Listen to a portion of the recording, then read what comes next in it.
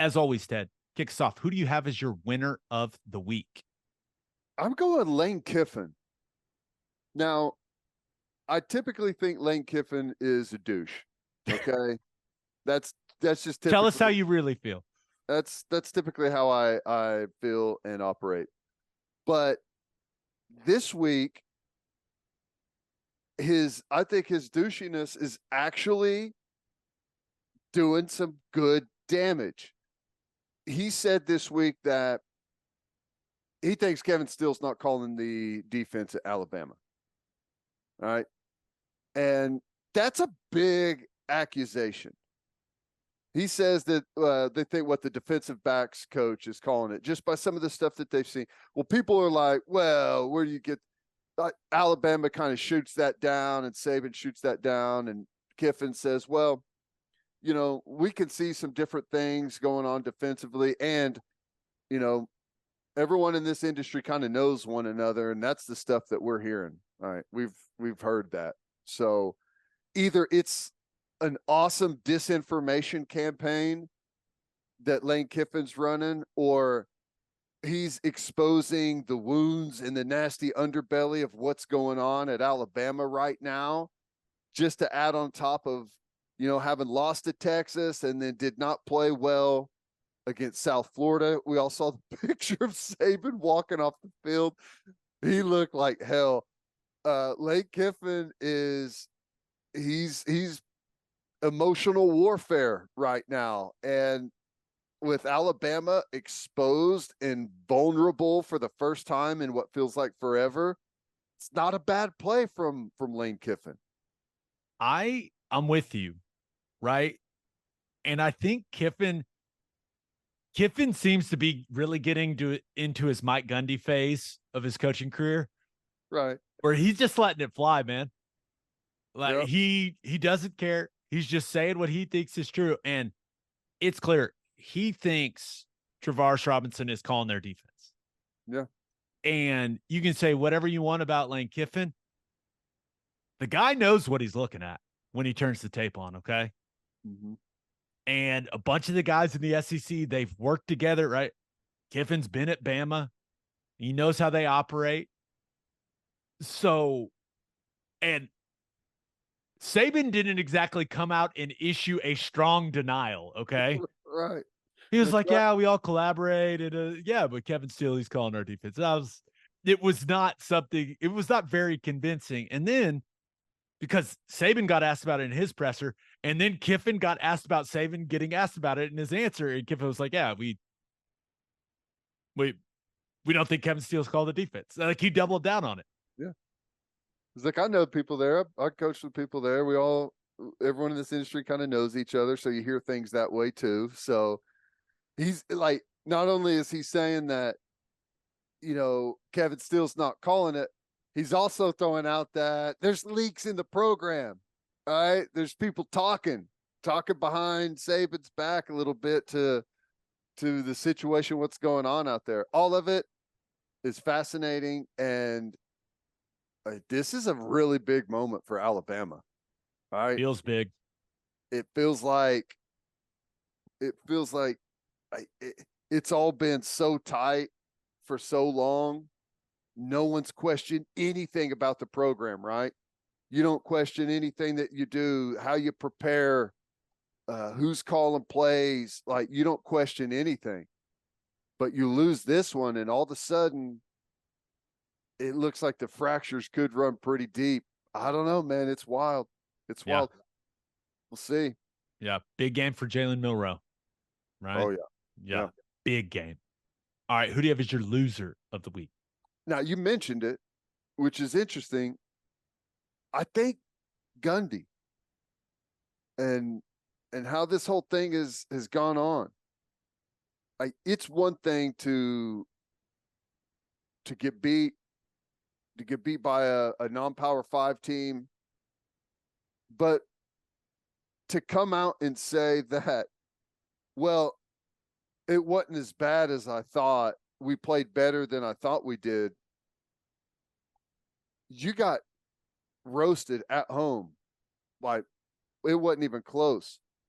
And I understand the feeling of it not being as bad as you thought, but you can't say that, can you? When you lose to South Alabama in the fashion that they did. I think the thing that caught a lot of people's attention and it caught my attention was when he was asked, about major issues. I think it was Trammell that asked him. Yeah. He said, I don't think we have major issues. Or he said, I don't think we have majors, I think is what the quote was. Yeah. I respect the absolute hell out of Mike Gundy. What he's done at Oklahoma State is fantastic. I don't think he gets enough credit for what he's done. But I don't know how it's possible to turn on the tape and watch that offensive line and not think it's a major issue. Well, they're awful. Maybe he's just not saying it publicly. Right. That's what I was about to say. He knows it's a major issue. They can't block anyone. Like there's one thing of like knowing it and like not walking out there and just destroying your guys, your team to the media. Right. What he says to the media is not necessarily what they're thinking and what they're saying inside that building. But you have to understand like the mindset a little bit of where the fan base is. And like you don't have to go out there and say, we're doomed, this is horrible, the whole season's going to fall apart. But you have to at least show a little bit of concern as to what just went down on Saturday night, right? So I thought that was wild. The other thing I'm kind of shocked with his stance on the portal. They're made for Oklahoma State is made for the portal, made for it. I feel like they would have a ton of success in the portal if they tried it, but I don't know. I was kind of shocked by the press conference that Gundy gave. Yeah, it could be a long season in Stillwater.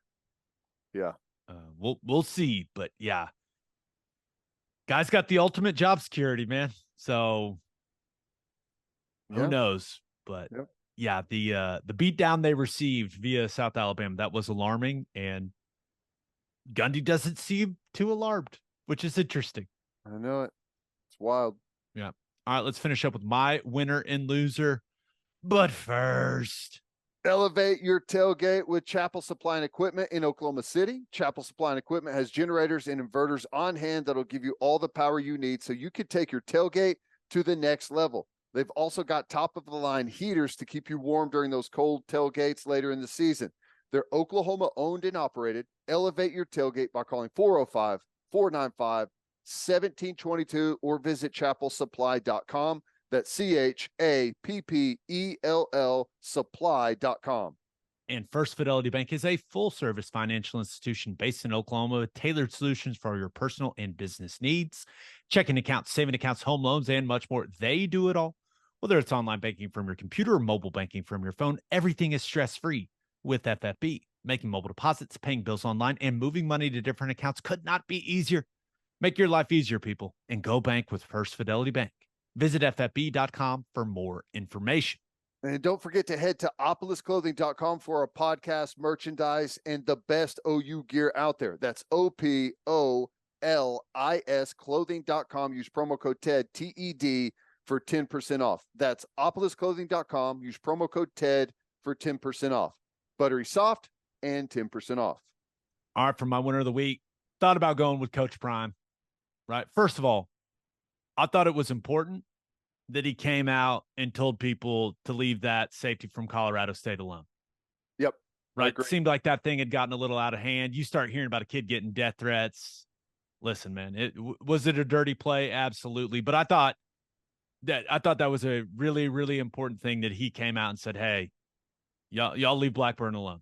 I thought Travis Hunter. Yeah. Yeah. Travis Hunter said the same thing. Like, hey, he's just playing football. So I thought that was really important that he did that. But also, Colorado State, 9.3 million viewers in that window. That time slot for ESPN last year averaged 1.7 million viewers, Ted. That's crazy. That I don't know what time that game was over. 1:30-ish. later? All I know is I was awake. I was too. And judging by like Twitter, everyone else was also. Poor Yeah. people on the East Coast had a rough time, but yeah, it was huge numbers. It is the 5th most watched regular season game ever on ESPN. Crazy. I mean, it And is isn't crazy. it the most streamed college football game ever? Correct. Yeah. I mean, it's a fun product. The team's fun to watch. It's entertaining, man. This is the entertainment industry. Well, think about that game.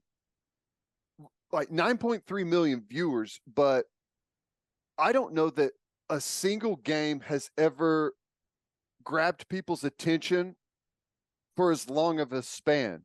Like it started on like Monday before the game, right? Went all the way through the week, all kinds of like ramping up towards the game. The game happened and it didn't disappoint. It was amazing. I don't care how good either team was. And then on the back end of it, like 2-3 days later, it was still one of the number one topics. Like a that's great point. headlines, man. Yeah. And it made me think Brett Yormark, right? Just a reminder, Colorado's going to be the Big 12 next year. Brett Yormark's number one priority as the Big 12 commissioner needs to be doing whatever it takes to keep Deion Sanders at Colorado for as long as possible. No kidding. Because it is clear being in the Deion Sanders business is good for business, man. Oh, yeah. I mean, people are watching, people are consuming it.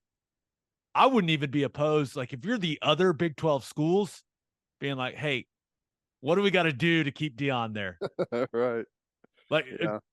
could we put together like a messy Apple type of deal? Like, I think it creates so much value for that conference if he's coaching in it and if Colorado, because as long as he's coaching Colorado, I think they're going to be relevant and I think they're going to be pretty good, right? That's where I'm at with it. So there's something to think about. But my winner of the week, Patrick Mahomes. Now, Chiefs didn't play particularly well in their game against Jacksonville last weekend, but they got the win, right, on the road. Mahomes got a bigger win off the field. Chiefs restructured his deal, going to get $210.6 million between 2023 and 2026, all guaranteed. Ted, that'll work, and that man deserves every dollar. He's fantastic. Yeah, what's that? 50 plus million a year guaranteed. Yeah. And I don't know how that helps them, like, because he obviously just had that big deal. I read something about the roster bonus and like him pushing the timeline back so it allows the Chiefs to have a better, like a clearer plan and what they can do in free agency before they got to pay him the bonus. That's what I read, but he's still underpaid. Like the guy's incredible. Yeah. Yeah. He's, I don't know who the highest paid quarterback is now. If this makes him, if he's back to the number one quarterback or number one player in football, I'm not sure, but there's really not a number that you can put on it that you would feel like is too much, right? Because, like, I don't know, they're a good team, but I don't know what they are without Patrick Mahomes, just like everyone else. Yeah.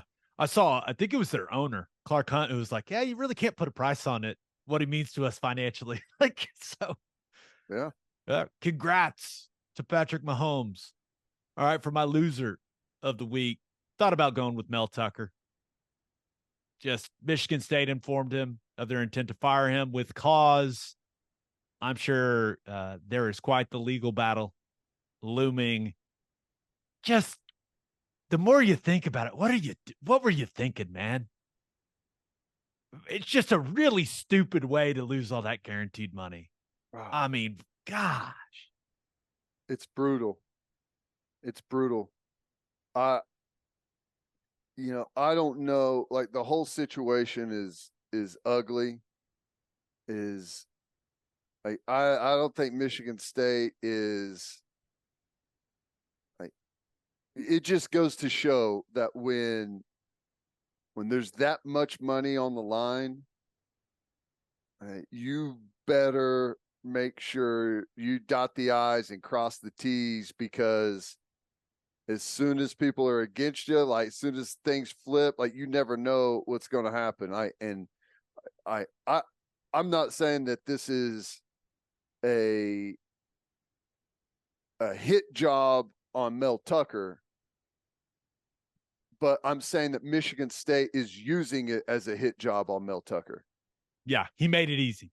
If Mel Tucker was winning, this Michigan State would do everything in their power to like bury this story, not like use it to fire him, right? That's fair. I think people that live in reality would agree with you. Yeah. So especially with Michigan State's history. Right. So I it's just a crazy ordeal all the way around. Yeah. But my loser of the week, I'm going with the Cleveland Browns. Right. Now, last week they were riding high, right? Beat the hell out of the Bengals, but lost to the Steelers on Monday Night Football. Losing the game is one thing, right? Losing Nick Chubb hurts, man. I mean, that's a whole other thing. He's an excellent running back, arguably the best in the league. From everything I've ever been told by guys that play with him, like he's an awesome guy, great teammate. That was a gross knee injury, man. I know he's had one before. That was rough to watch. You hope he can get back to who he is, but man, it was rough to watch, and it was so. I don't know if everyone has seen it, but it looks like one of those that could have been way worse than what happened, right? Like almost like a Teddy Bridgewater type of situation. Yeah.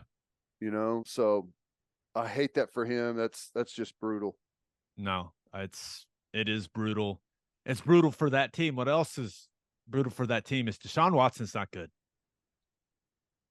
And I won't lie, I played for the Browns 2 different times. Like, I root for them to succeed. I have a very difficult time rooting for them now. And I don't think I'm alone in that. They gave him all that guaranteed money. They opened themselves up to all the criticism, right? And I'm kind of to the point where I think he's never going to be good again. And I don't mind that one bit. I don't. And he was not good on Monday Night Football. He looks significantly less mobile than he used to. Now people are trying to make a big deal out of him, kind of shoving the ref. He was arguing with a guy, heat of the moment thing. I think that got kind of blown out of proportion. Now his answer to it in his press conference, yeah. I mean, the jokes write themselves, okay? But that's where I'm at with Deshaun Watson. I think everything that has gone on, right, that honestly he brought on himself, I think it just weighs on him constantly. I don't think he's ever going to be a good quarterback again. And I'm fine with that. And think about how much time off did he have? How much time away? It's like it was essentially multiple years. Right. That's a long time.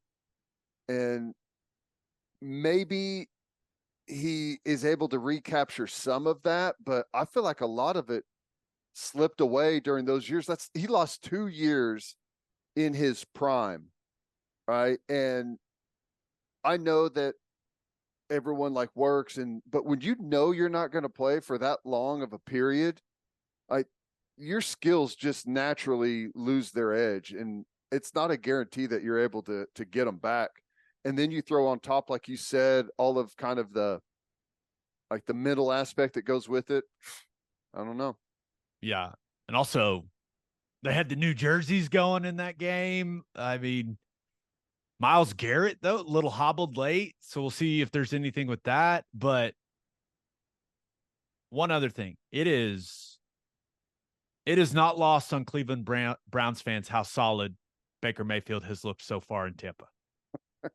They see that. I know, and man. They loved Baker.